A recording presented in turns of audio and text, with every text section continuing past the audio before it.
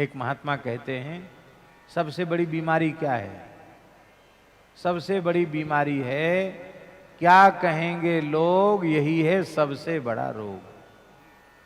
क्या कहेंगे लोग? लोग क्या कहेंगे? लोग तो कुछ ना कुछ कहेंगे, कहने का उनका स्वभाव है। शंकर जी ने पार्वती जी से कहा कि पार्वती जी क्या कहेंगे लोग, यही है सबसे बड़ा रोग, और यही रोग है भवरोग। क्या कहेंगे लोग, इसलिए दुनियादारी की परवाह छोड़कर कोई क्या कहेगा, इसकी परवाह त्याग करके और भगवान का भजन निष्काम भाव से करना चाहिए। पार्वती जी ने कहा कि आपने बात तो ठीक कह रहे हैं, आपकी बात हम थोड़ी काट रहे हैं। पास में रहने वाले ऐसे ही कहते हैं हम बात थोड़ी काट रहे हैं, और बात कट तो जाती है। पार्वती जी बोली बात तो आप ठीक है, आप ठीक ही कह रहे हैं, पर एक बात है। क्या?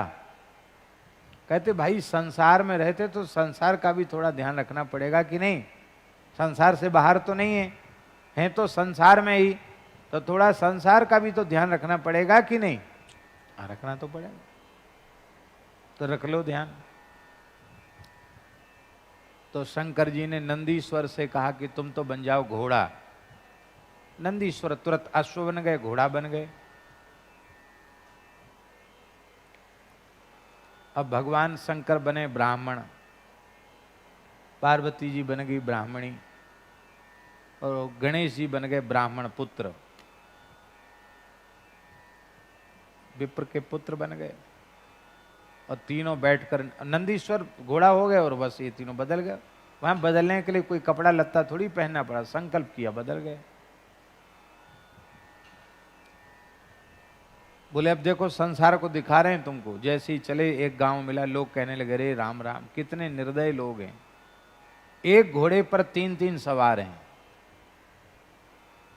ये पुरुष भी बहुत हृष्टपुष्ट है, और इसकी स्त्री भी कम कमजोर नहीं है, वो भी खूब तगड़ी है। और बच्चा देखने में, बच्चा पेट देखो इसका कितना बड़ा है, लंबोदर तो ही है गणेश जी।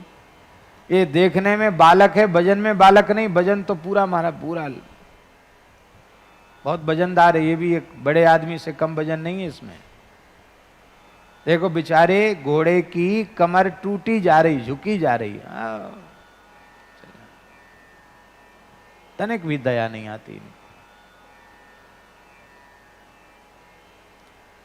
गणेश जी बोले देखो भाई मैं तो अभी बालक हूं, मेरे ऊपर बात उठ रही है, मैं उतर जाता हूं, मैं पैदल पैदल चलूंगा, कोई बात नहीं, हमको कोई पैदल चले में कठिनाई नहीं।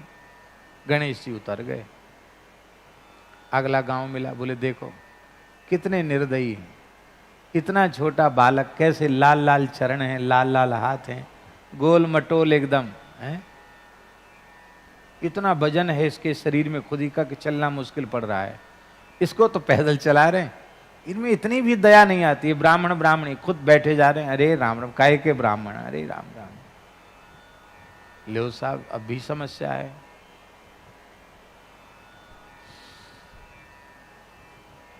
शंकर जी बोले ऐसा है, हम उतर जाते हैं, तुम दोनों बैठे रहो। शंकर जी उतर गए। आगे कुछ लोग फिर मिले, बोले ये देखो, ये पंडित जी को देखो, जब पैदल ही चलना था तो घोड़ा क्यों रखा? घोड़ा ऐसे ही चल रहा है, ये पैदल चल रहे हैं। और देखो इतनी भी इनको शर्म संकोच नहीं है, पत्नी और इतना हृष्टपुष्ट लड़का तो घोड़े पे बैठ के चले, ये पैदल चल रहे हैं। पार्वती जी गणेश जी उतर गए नीचे, शंकर जी बैठ गए। आगे कुछ लोग फिर मिले, उन्होंने कहा देखो तो सही, ये ब्राह्मण तो है, ब्राह्मण में तो दया होनी चाहिए, इसमें बिल्कुल दया नहीं है। कितनी सुंदर सुकोमला पत्नी है, ब्राह्मणी है, वो पुत्र है, वो तो पैदल चल रहे हैं, ये बैठ के चल रहे हैं आराम से। इनको इतना भी लोग ये नहीं समझते कि क्या कहेंगे लोग। शंकर जी बोले अब हम भी उतर जाते। शंकर जी भी उतर गए। अब नंदीश्वर घोड़ा के रूप में वो ऐसे ऐसे चल रहे हैं, आगे आगे, वो तीनों पीछे पीछे चल रहे हैं। तब से लोग बड़ी जोर से हंसे, बोले भाई संसार में बहुत लोग बुद्धिहीन देखे, पर ऐसे नहीं देखे। इतना सुंदर हृष्ट पुष्ट घोड़ा और तीनों के तीनों पैदल चले जा रहे हैं। काहे को घोड़ा रखा, जब खाली घास खिलाने के लिए, दाना खिलाने के लिए घोड़ा रखा है। जैसे आगे बढ़े, आगे बढ़ के गणेश जी, पार्वती जी, शंकर जी, नंदीश्वर जी चारों खूब हंसे। बोले संसार के तो कहने का स्वभाव, कुछ भी कहोगे करोगे कुछ ना कुछ कहेंगे। प्रतिदिन सत्संग एवं दर्शन के लिए श्री महाराज जी के ऑफिशियल चैनल को जरूर सब्सक्राइब करें।